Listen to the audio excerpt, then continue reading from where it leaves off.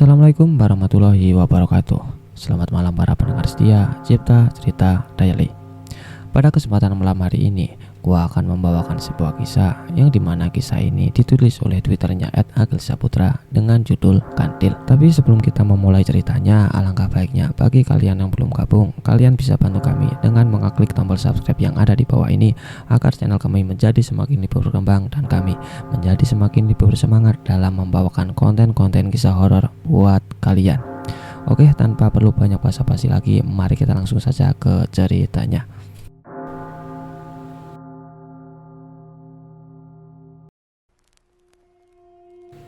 Temanggung, era 1930-an. Kantil, seorang janda muda yang konon cantiknya ini paripurna sehingga kerap membuat para lelaki berhantam untuk merebutkannya. Kantil ini cerai mati dan desas-desusnya sang suami dulu meninggal karena terkena teluh atau santet dari seseorang yang menginginkannya. Kantil tak punya anak. Dia hidup sendiri sepeninggal suaminya. Profesinya adalah menjual bunga sajen di pasar Wage. Banyak sekali lelaki yang memperebutkannya, dari kaum jelata hingga perlente, dari yang bujang, duda, bahkan tak jarang pria beristri pun juga menginginkannya.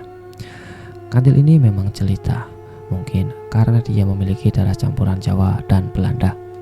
Menurut isu yang menyebar, ibu Kantil ini dulunya adalah kudiknya orang Belanda, tapi diterlantarkan, dan ibunya meninggal waktu Kantil masih kecil. Kantil pun diasuh oleh seorang Demang, hingga akhirnya dia diusir sekira umur belasan karena kecemburuan anak-anak Demang tersebut. Untungnya sebelum Demang itu meninggal, Kantil sudah diwarisi rumah sepeda, dan disinilah Kantil akhirnya bertemu bocah natinya dan menikah. Tapi itu tak berlangsung lama dan sekira 2 tahun usia pernikahan, suami Kantil meninggal. Sepeninggal suaminya, Kantil harus menghidupi dirinya.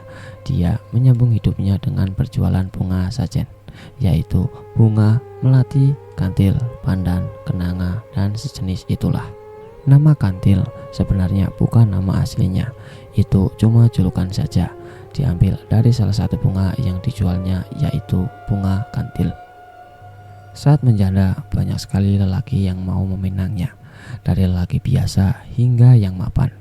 Tapi tak mudah mendapatkan hati Kantil ini memang. Bertahun dia menjanda, sampai akhirnya di tahun 35-an ada satu pria yang berhasil mendapatkan hati Kantil. Para lelaki yang memujanya tentulah kecewa. Tapi yang lebih mengecewakan lagi adalah laki-laki yang berhasil mendapatkan Kantil adalah pria beristri. Sebut saja namanya Sasongko, pria parubaya. Ia adalah lurah bentukan Belanda. Dia tergolong orang yang punya pengaruh di daerah itu. Tentu tak ada laki-laki yang berani beradu dengan Sasongko. Kantil seperti diperdaya dengan hartanya. Dia dikasih janji akan menikahinya setelah dia menceraikan istrinya. Tapi Kantil seperti mau-mau saja. Alhasil kurang lebih 2 atau 3 tahun Kantil cuma menjadi kundiknya Sasongko. Kurun waktu selama jadi kundiknya, Kantil tak boleh lagi berjualan bunga. Semua kebutuhannya tercukupi, dibuatkan rumah perhiasan yang katanya lebih mewah.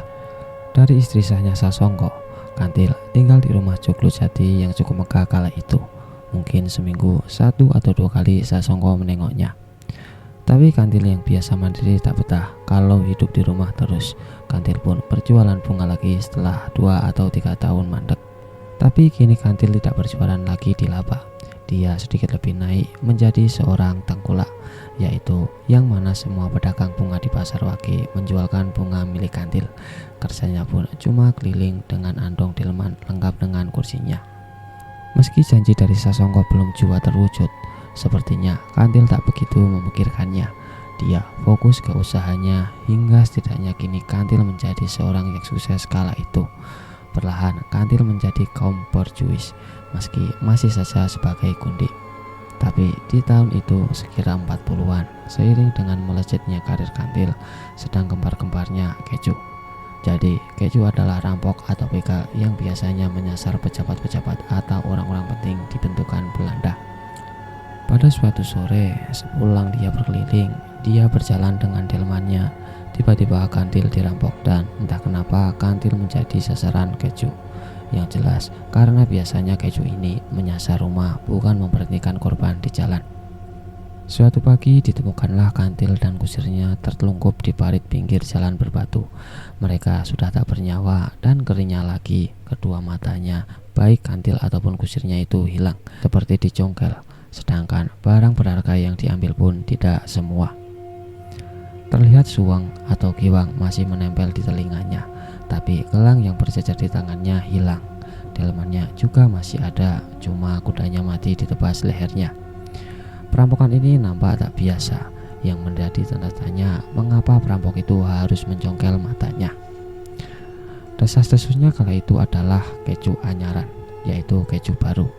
Jadi konon untuk masuk ke dalam geng keju itu syaratnya harus mencongkel mata korbannya untuk dilihatkan kepada bosnya, kemudian salah dia menjadi keju sejati.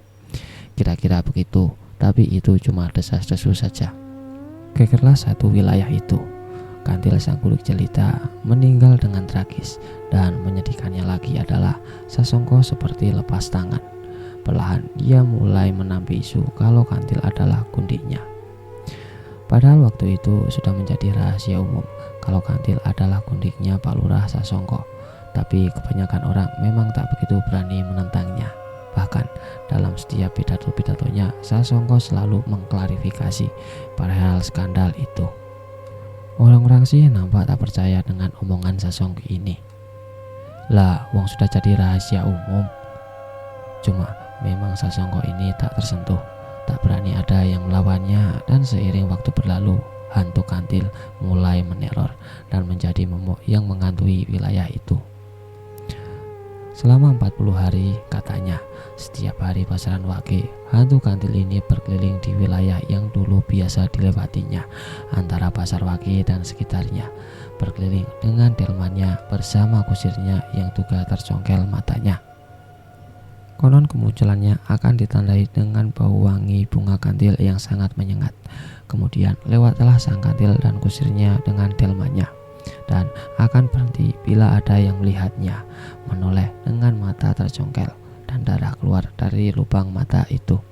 Mbah Kotro atau narasumber menceritakan sejarah hantu kantil yang mana itu menjadi cerita temurun dari bapaknya, dan sekarang giliran cerita yang dialami oleh Mbah Kotro itu sendiri. Pasca kemerdekaan di antara kurun waktu 1950 sampai 1965, wilayah Pasar Wage yang mana dahulu menjadi tempat kantil berjualan bunga sudah dibuka dan dipisahkan ke tempat yang tak begitu jauh dari situ. Tujuannya agar lebih strategis. Namun kepindahan itu justru menjadikan lokasi Pasar Wage lebih dekat, bahkan sangat dekat dengan TKP di mana tragedi perampokan dulu itu terjadi. Temanggung, tahun 1965. Sekira sudah 25 tahun berlalu terhitung dari tragedi kantil itu terjadi, namun cerita hantu kantil ini terus berkembang menjadi urban legend yang cukup terkenal di wilayah tersebut. Sebagian orang menyebutnya setan dokar atau setan delman. Mungkin karena setiap kemunculannya selalu dengan dokar atau delmannya. Entah kenapa setelah Pasar Wage dipindahkan, urban legend kantil ini terjadi biasa saja, seperti hidup lagi dengan gangguan yang lebih sering. Musim tembakau tahun 1965. Mbah Kotro kala itu masih remaja, usianya sekitar 25 tahunan. Malam itu menjadi tak biasa. Pasalnya Jumat pagi lalu ada warga yang bersumpah telah melihat setan dokar, dan kebetulan hari itu adalah Wage. Kotro yang biasanya ngerasang tembakau hingga menjelang pagi, tapi malam itu Kotro memutuskan untuk berhenti di sekitaran jam 11. Suasana desa lumayan mencekam setelah kesaksian itu. Pasalnya desa tempat Kotro tinggal adalah desa yang paling dekat dengan Pasar Wage. Sebenarnya Kotro masih kurang yakin dengan isu setan dokar itu, tapi tetap saja dia takut. Warga pun yang rata-rata petani tembakau terlihat semuanya menghentikan aktivitasnya sebelum tengah malam. Tapi Kotro tidak bisa tidur malam itu. Sekira pukul 12 malam, dia pun memutuskan untuk melanjutkan aktivitasnya, tapi di dalam rumah. Sambil ngopi dan menyesap rokok, Kotro memilah daun tembakau, menatanya untuk kemudian dirajang. Tak terasa sudah hampir 2 jam Kotro pun menghentikan aktivitasnya. Tapi Kotro tetap saja belum merasa kantuk dan dibuatlah kopi 1 gelas lagi sambil menghisap rokok. Kotro pun duduk di kursi ruang tamunya. Kotro pun mulai melamun dan teringat, waduh, ini hari Wage ya. Dia pun mencoba menghampiri kamar ayah dan ibunya dan berharap mereka belum tertidur. Tapi setelah dilihat sepertinya mereka sudah pulas. Kotro tak tega kalau harus membangunkannya, apalagi kalau hanya untuk menemani Kotro ngopi. Kotro pun kembali duduk di ruang tamunya. Sekitar pukul 2.30, tiba-tiba tercium bau wangi bunga kantil.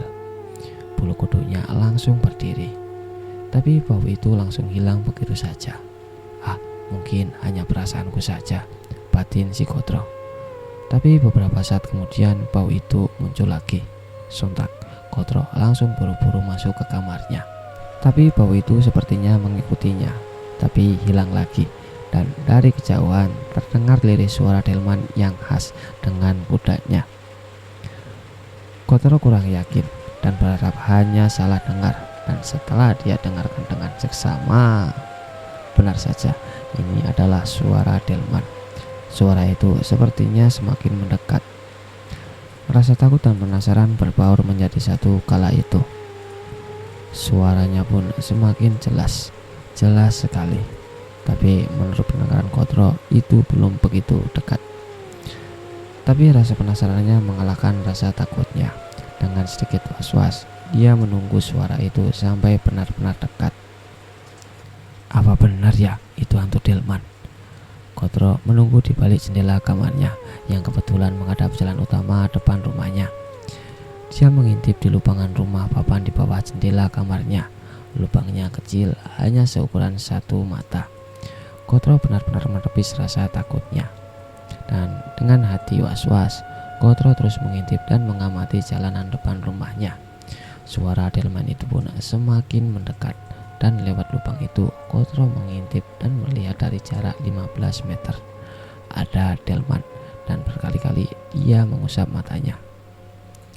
Tapi memang benar itu delman yang berjalan pelan menuju ke arah yang akan melewati rumah Kotro. Dan saat itu semakin dekat, rasa takut Kotro benar-benar muncul. Sontak dengan cepat Kotro memalingkan wajahnya. Tapi suara itu semakin jelas saja. Dan saat suara delman itu benar-benar dekat, tiba-tiba saja suara itu hilang dan suasananya pun berubah menjadi sepi.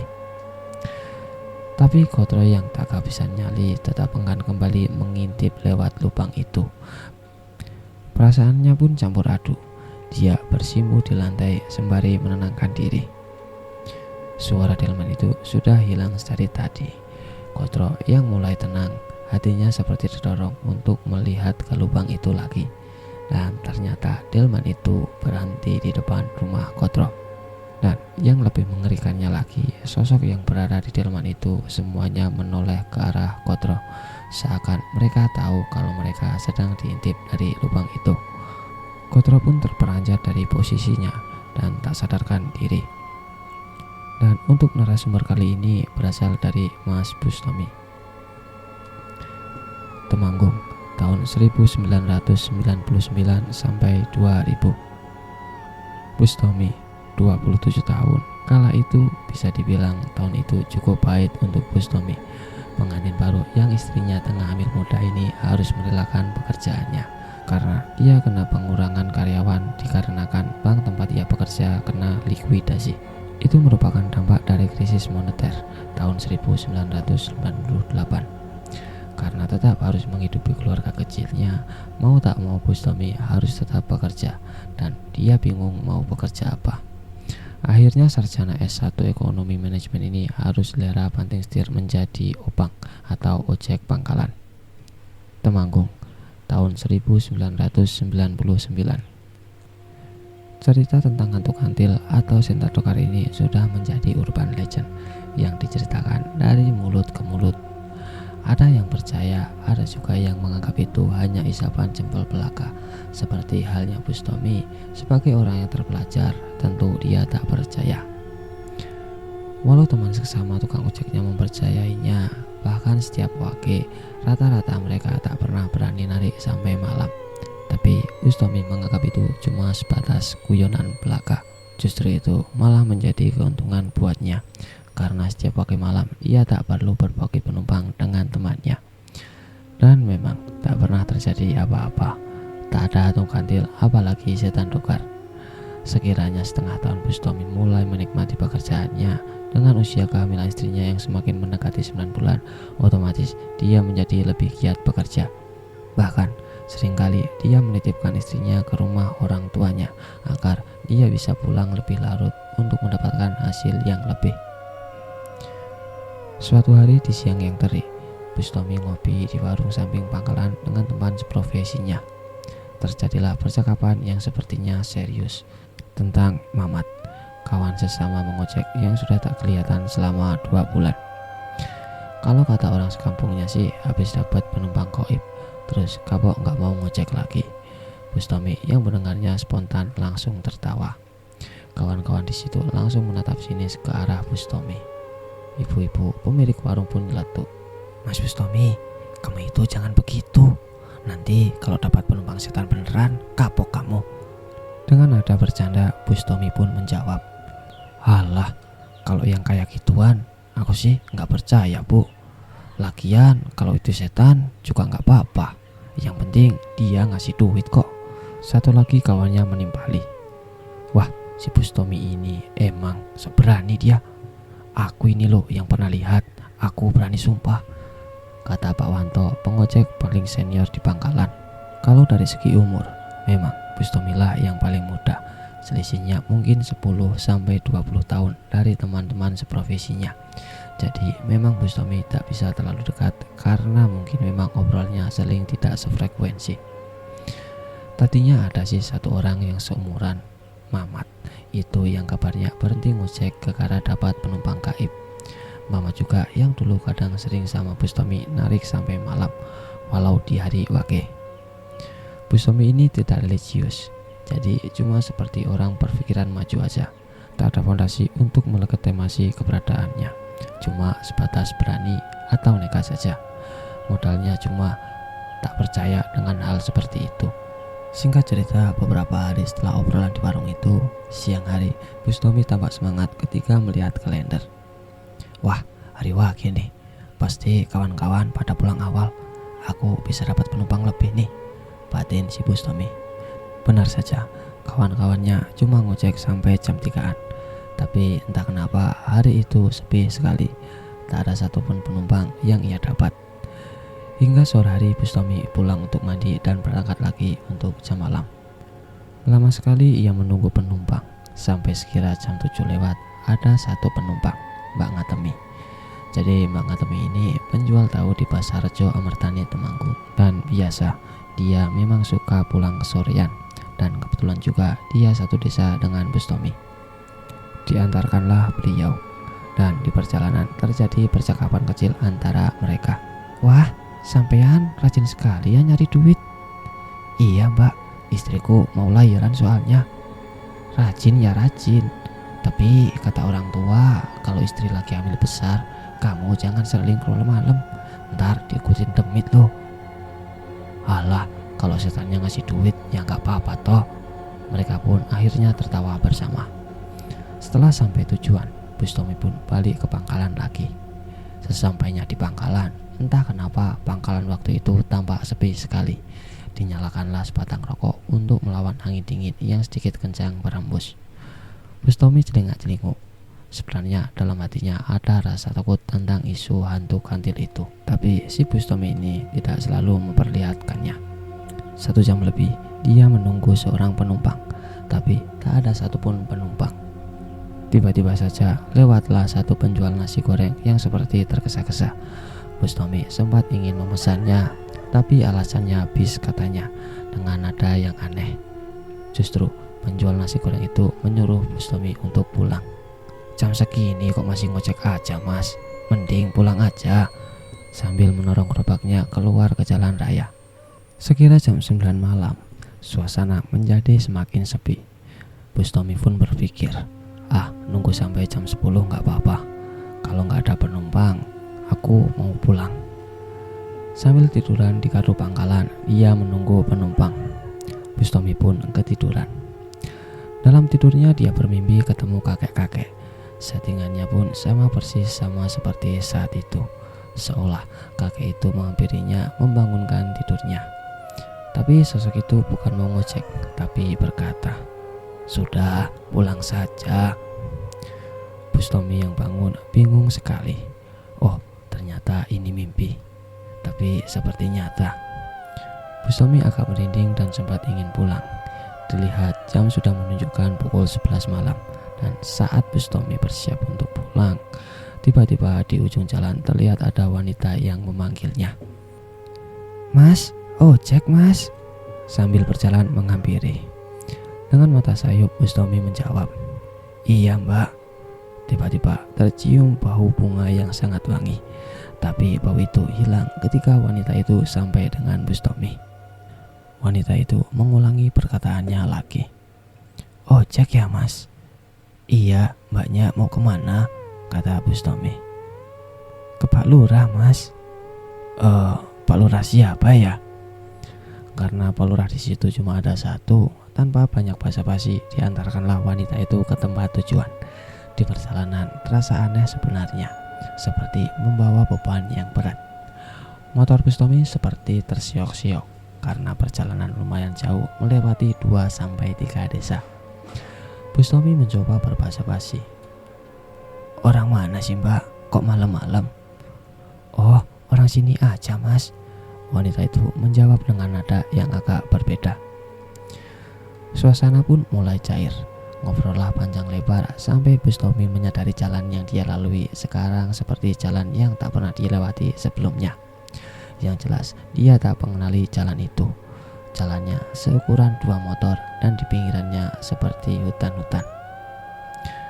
Perasaan Bustomi mulai tak enak. Dia mencoba bertanya kepada wanita itu, "Ini masih jauh ya mbak?" "Enggak kok mas, itu berhenti di depan situ." Terlihat di depan itu memang seperti ada cahaya keramaian. Bustomi yang lega pun berhenti. Ada rasa aneh yang tak bisa dijelaskan di hatinya. Dan setelah berhenti dan wanita itu turun, barulah keanehan itu terjawab. "Berapa mas?" kata wanita itu. Ketika Bustomi mendongakkan kepalanya, wajah wanita itu tiba-tiba berubah menjadi mengerikan. Matanya tidak ada, hanya darah yang terlihat di lubang mata itu. Wanita itu tiba-tiba cekikikan dan berkata, "Aku ini kantil loh mas," sambil menepuk tangannya ke badan Bustomi. Seketika pemandangan berubah, wanita itu hilang dan Bustomi ternyata berada di tengah kuburan dengan motornya. Bustomi lari sekencang-kencangnya menuju keramaian. Tapi dia pingsan di tengah jalan dan sampai keesokan harinya dia ditolong oleh warga. Dia berada di desa sebelah dan anehnya di sini adalah keberadaan motornya yang ada di area pemakaman itu, yang mana bila motor itu sampai di situ harus melewati tangga yang cukup banyak dan tinggi. Evakuasi motornya pun cukup sulit. Hari berlalu. Sejak kejadian itu, Bustomi sudah tidak menjadi tukang ojek lagi. Dia benar-benar kapok sampai sekarang. Ternyata pasar Wage itu sekarang sudah menjadi areal perkuburan itu. Dan konon di hari Wage, warga juga mencium bau bunga kantil yang sangat menyengat. Padahal tak ada tanaman bunga kantil di situ. Dan konon itu menandakan awal hantu kantil itu menampakkan dirinya.